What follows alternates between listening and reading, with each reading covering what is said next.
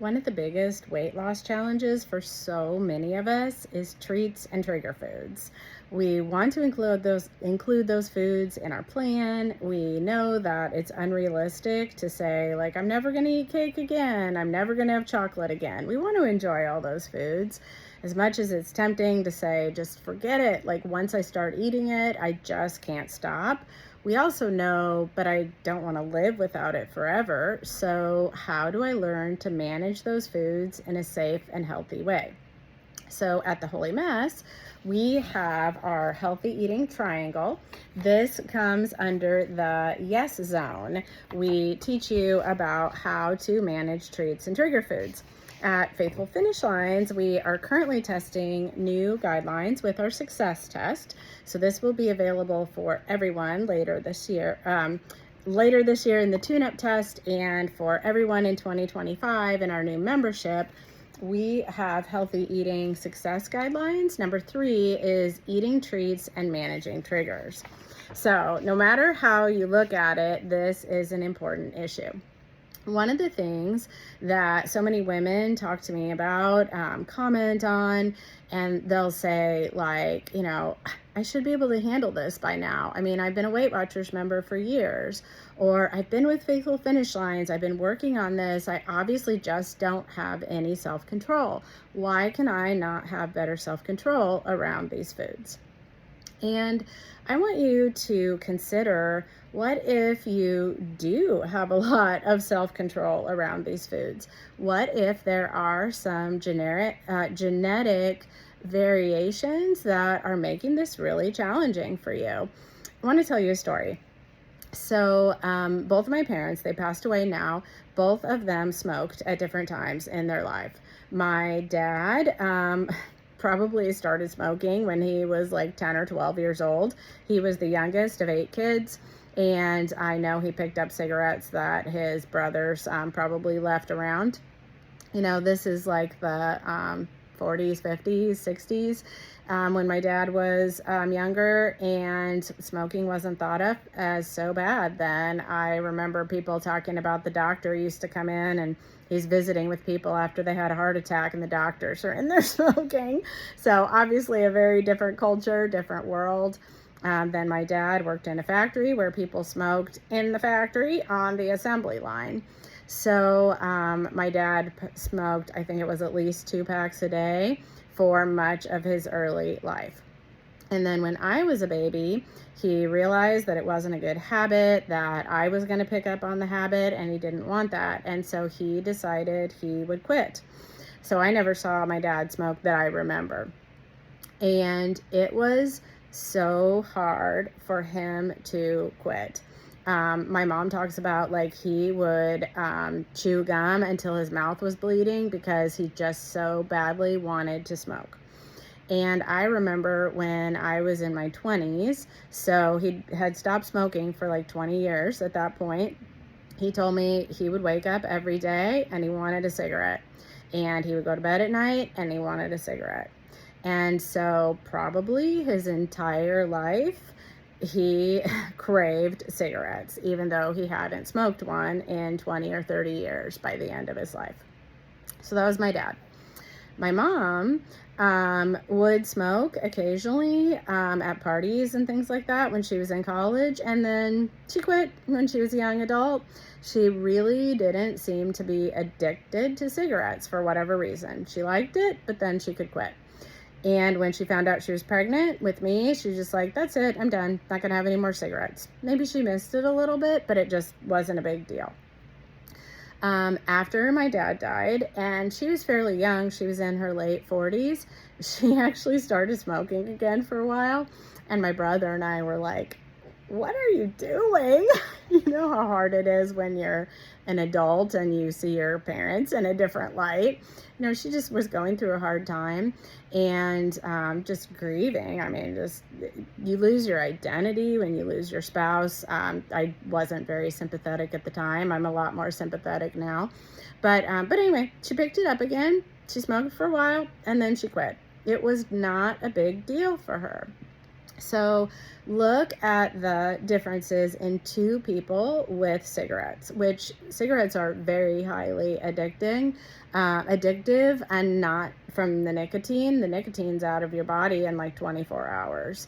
So, it's more of the habituation. So that's just one example with cigarettes of just two people. So think about that huge difference. Now let's think about food. So some of us are highly suggestible, highly triggered.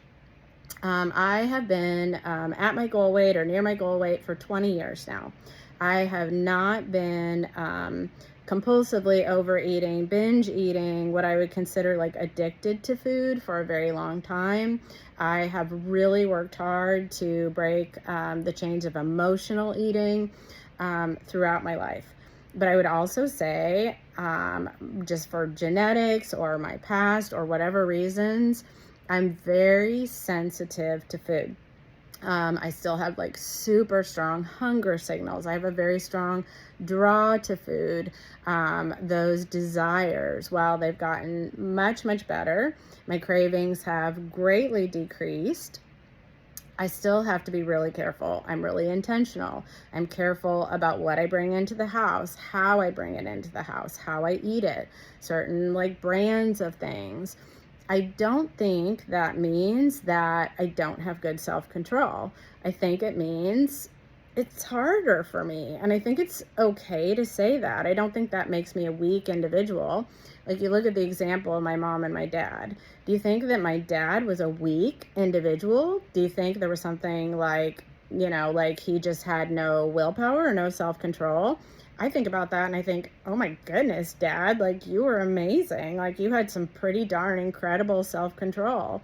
And I think that it's a real bummer that he had to live with that his whole life. And it is what it is. And, as far as he knew, there wasn't anything in his lifetime to help him with that. And so I don't think it makes him like weak or something wrong with him. And I don't think there's anything wrong with my mom either. It just was different. And so give yourself some grace.